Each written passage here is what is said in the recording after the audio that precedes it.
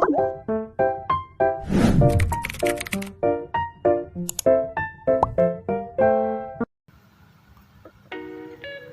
semuanya, baiklah, saya akan menjelaskan siklus aset tetap dalam bab 9 pada perusahaan Jim and Clean. Adapun tujuan saya membuat video ini untuk menyelesaikan tugas mata kuliah praktik sistem informasi akuntansi. Sebelumnya, perkenalkan nama saya Wartika Tambunan dengan NIM 2005081065, kelas AK5C. Program studi D3 Akuntansi, jurusan Akuntansi Politeknik Negeri Medan, dengan dosen pengampu Ibu Fatma Dwi Jati, SE MACCAK. Adapun isi presentasi saya, yang pertama, data flow diagram, yang kedua flowchart, yang ketiga kelemahan pengendalian internal, dan yang terakhir adalah saran. Selanjutnya, kita akan masuk ke penjelasan kasus. Subsistem aset tetap Jim and Clean terdiri atas dua fungsi utama. Kedua fungsi tersebut, fungsi akuisisi aset dan fungsi pemeliharaan atau penghapusan merupakan tanggung jawab manajer produksi. Para manajer boleh membeli aset tetap menurut kebijakan mereka untuk memastikan kelancaran operasional. Ketika seorang manajer sudah memutuskan bahwa pembelian perlu dilakukan, perusahaan tersebut mengikuti langkah-langkah berikut. Yang pertama, manajer memilih pemasok dan kemudian menegosiasikan pesanan pembelian yang dapat mencakup tukar tambah, tanggal pengiriman, pendanaan yang dapat diaplikasikan, jaminan dan layanan servis. Yang kedua, setelah kontrak disepakati, manajer mengirimkan pesanan pembelian ke pemasok. Pemasok memproses pesanan pembelian dan manajer membuat persetujuan untuk mengambil aset tersebut atau pemasok yang akan mengirimkannya. Yang ketiga, pemasok mengirimkan satu salinan tambahan dari pesanan, pembelian, dan faktur kepada manajer untuk kemudian menyimpannya dalam catatan aset tetap perusahaan. Yang keempat, manajer kemudian mengirimkan satu formulir yang berisi rincian transaksi beserta salinan pesanan pembelian, faktur pembelian, dan kebutuhan modal ke Departemen Utang Dagang di perusahaan. Yang kelima, perusahaan kemudian mentransfer pembayaran yang diperlukan melalui proses pengeluaran kas, baik untuk proses akuisisi aset maupun proses pemeliharaan mesin produksi. Yang keenam, pembayaran kepada para pemasok dilakukan melalui proses pengeluaran kas. Petunjuk di dalam buku pegangan memberikan informasi kepada para manajer terkait umur ekonomis dari beberapa aset tetap, tetapi tidak dipandang sebagai suatu keharusan.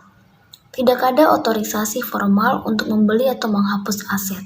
Ketika seorang manajer memutuskan bahwa suatu aset harus dihapus, kebijakan umum perusahaan adalah menjualnya dengan cara tukar tambah dengan aset baru atau menghibahkannya. Para manajer diberi wewenang untuk menghapus aset tetap. Para asisten manajer produksi bertanggung jawab untuk memastikan semua mesin produksi melalui proses pemeriksaan dan pemeliharaan rutin sesuai dengan umur ekonomis dari masing-masing mesin. Langsung saja kita masuk ke topik pembahasan yang pertama, yaitu data flow diagram. Dari DFD level 0 tersebut dapat diketahui bahwa terdapat 3 bagian penting, yaitu 1.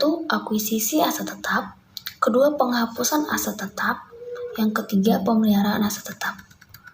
Pertama sekali yang akan dibahas yaitu akuisisi aset tetap, yang dimana terdapat 4 entitas, yaitu yang pertama manajer produksi, yang kedua pemasok, yang ketiga Departemen Utang Dagang, dan yang terakhir adalah bank.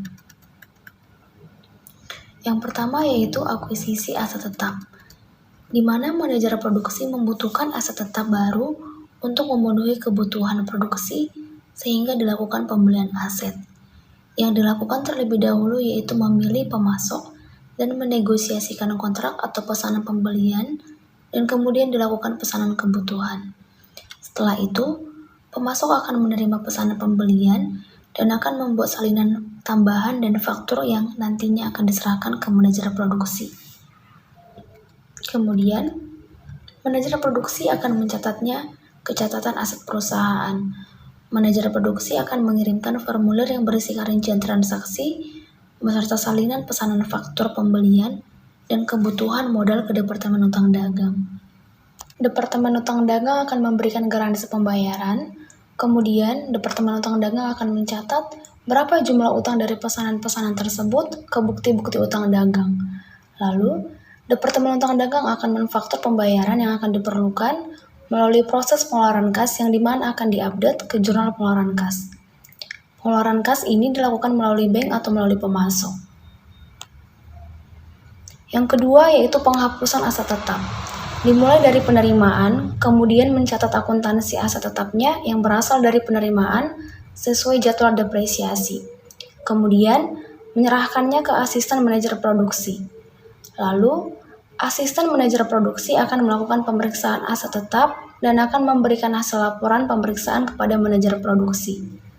Kemudian, manajer produksi akan mempertimbangkan apakah aset tetap tersebut dihapus karena tidak layak pakai atau apakah aset tetap tersebut membutuhkan pemeliharaan. Apabila aset tersebut dihapus, akan dilanjutkan dengan proses penghapusan yang dimana akan ditukar tambah dan berlanjut kepada pemasok. Di mana proses tambah ini yaitu mengganti atau menukar dengan aset baru, tetapi apabila menghibahkan yaitu diberikan kepada orang lain. Yang ketiga yaitu pemeliharaan aset tetap. Apabila aset tersebut membutuhkan pemeliharaan, akan dijauhkan atau diperbaiki ke pihak asuransi. Lalu akan menyerahkan aset tetapnya ke bagian reparasi untuk melakukan perbaikan. Selanjutnya, pembayaran atas proses tukar tambah dan reparasi tersebut akan dibayarkan ke bagian keuangan perusahaan. Bank akan memfaktur kepada asuransi karena asuransi hanya menanggung sebagian biaya-biaya saja. Kemudian, akan mentransfer ke bagian operasi dan bagian pemasok. Lalu pembagian ini dilakukan bagian perusahaan untuk mencatatnya ke jurnal pengeluaran kas untuk dilakukan proses pengupdatean.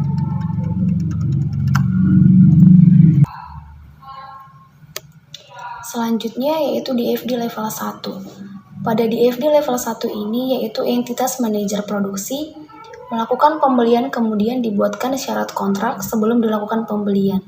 Dan selanjutnya akan dilakukan negosiasi kontrak atau pesanan pembelian.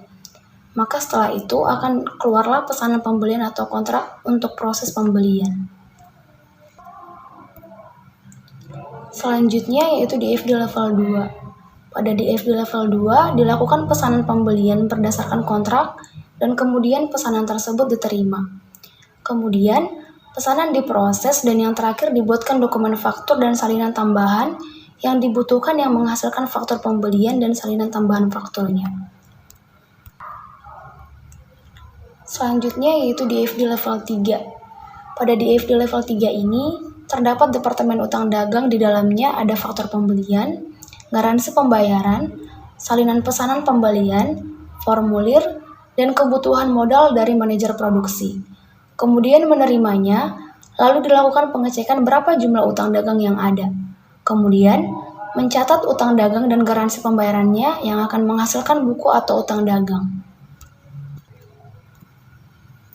Berikutnya yaitu DFD level 4. Pada DFD level 4 yaitu Departemen Utang Dagang yang dimana mereka melakukan pembayaran utang dagang sejumlah dari buku utang dagang yang akan diproses.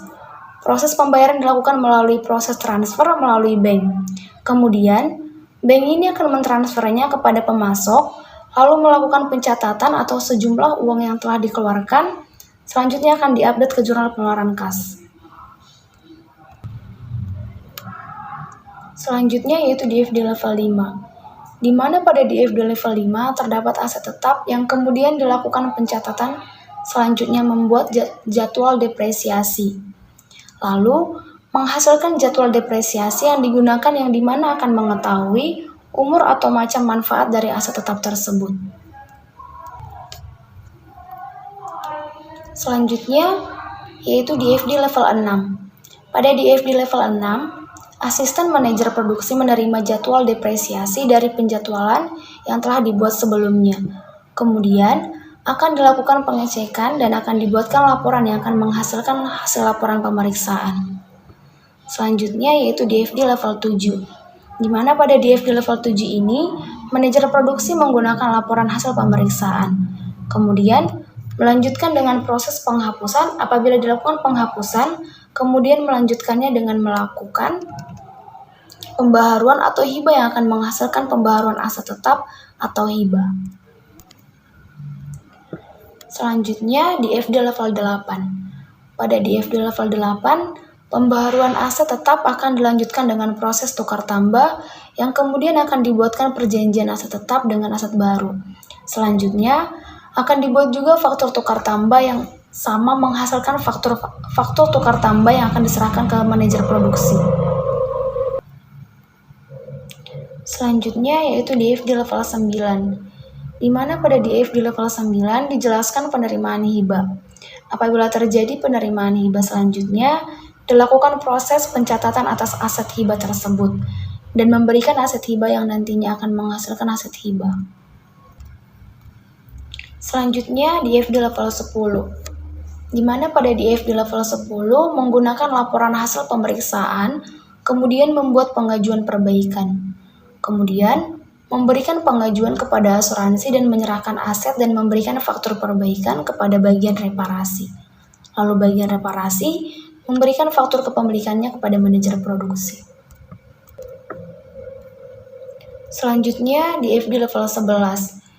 Pada DFD level 11, manajer produksi melakukan memeriksa dan pembaharuan yang mengacu kepada faktur tukar tambah dan faktur perbaikan.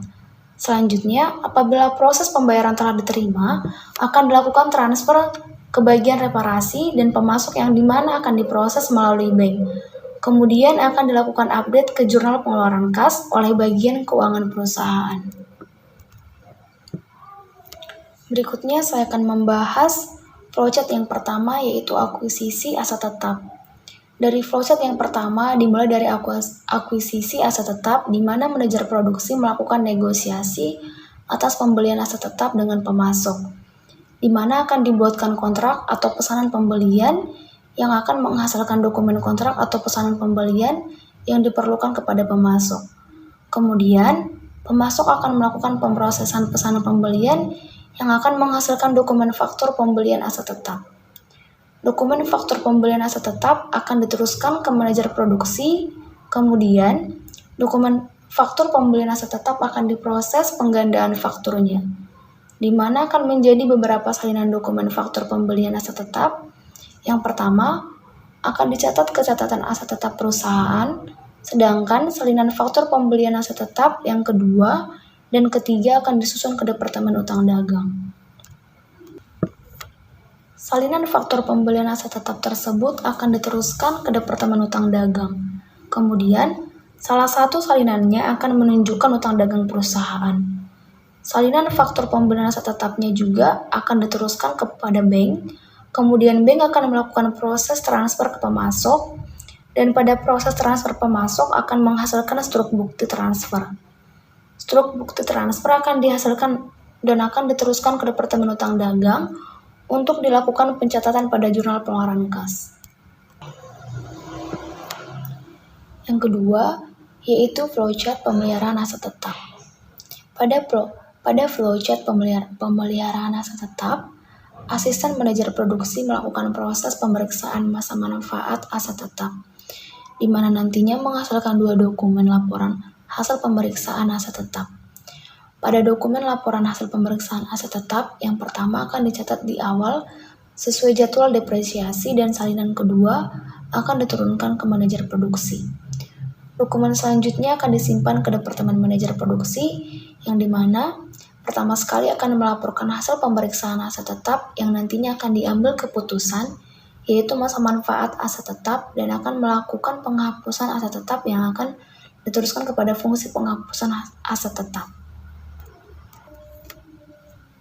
Apabila tidak adanya keputusan aset tetap dengan masa manfaat masa lampau dan tidak digunakan dalam produksi, maka dilakukan pemeriksaan asuransi serta akan diambil keputusan apakah diserahkan ke bagian reparasi. Dokumen faktur perbaikan aset tetap dari asuransi ini akan diproses penggandaan dan akan menjadi 2 dokumen faktur.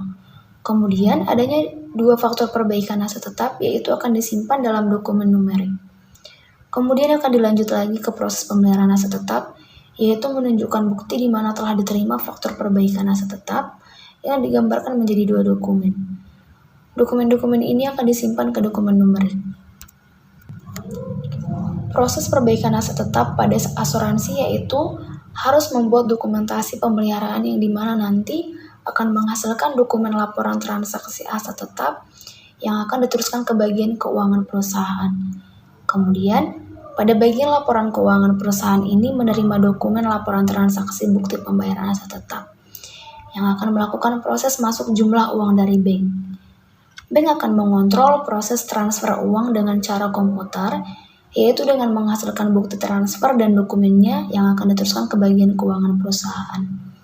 Pada bagian keuangan mereka menerima dokumen proses transfer uang tanpa melakukan pencatatan pada jurnal pengeluaran. Ketiga, flowchart penghapusan aset tetap. Pada flowchart ketiga, penghapusan aset tetap dimulai dari manajer produksi. Adanya proses penghapusan aset tetap ini sebelum berasal dari pemeliharaan akuisisi aset tetap. Adanya proses hibah kemudian akan menghasilkan dokumen laporan penghapusan aset tetap dan akan dicatat ke catatan aset tetap perusahaan. Apabila dilakukan proses tukar tambah aset tetap, maka akan dihasilkan dokumen perjanjian jual beli. Dokumen perjanjian jual beli ini diberikan oleh pemasok. Setelah itu akan dikeluarkan faktur tukar tambah beserta salinannya dan akan disimpan secara numerik. Pemasok akan menerima dokumen perjanjian jual beli dari manajer produksi, lalu melakukan proses pertukaran aset tetap dan akan menghasilkan dokumen faktur tukar tambah aset tetap. Selanjutnya, salinan faktur tukar tambah dari manajer produksi akan dikirimkan ke bank. Bank akan menerima faktur-faktur aset tetap dan melakukan proses transfer masuk melalui komputer ke pemasok. Kemudian akan keluar dokumen bukti transfer. Dokumen bukti transfer ini akan diteruskan ke bagian keuangan perusahaan, lalu bagian keuangan perusahaan menerima dokumen bukti transfer dan melakukan pencatatan di jurnal pengeluaran kas. Topik keempat adalah kelemahan pengendalian internal. Yang pertama, pencatatan akuntansi. Sistem pencatatan depresiasi aktiva tetap bisa terjadi kesalahan pencatatan dan perhitungan metode penyusutan yang tidak diketahui. Kedua, supervisi. Tidak adanya pemisahan fungsi terhadap pengawasan barang yang keluar dari manajemen produksi untuk hibah barang dan tukar tambah sehingga tidak mengetahui siapa yang bertanggung jawab. Yang ketiga, verifikasi independen. Pada bagian keuangan perusahaan belum diketahui pengiriman bukti transfer yang dikirim apakah telah sesuai dengan jumlah pembayaran utang perusahaan. Yang keempat, otorisasi transaksi. Tidak adanya otorisasi mengenai formulir pembayaran utang oleh bagian keuangan perusahaan. Yang kelima, pemisahan fungsi. Tidak diketahui secara rinci setiap tugas untuk pengecekan terhadap barang dari pemasok. Dan yang terakhir, pengendalian akses.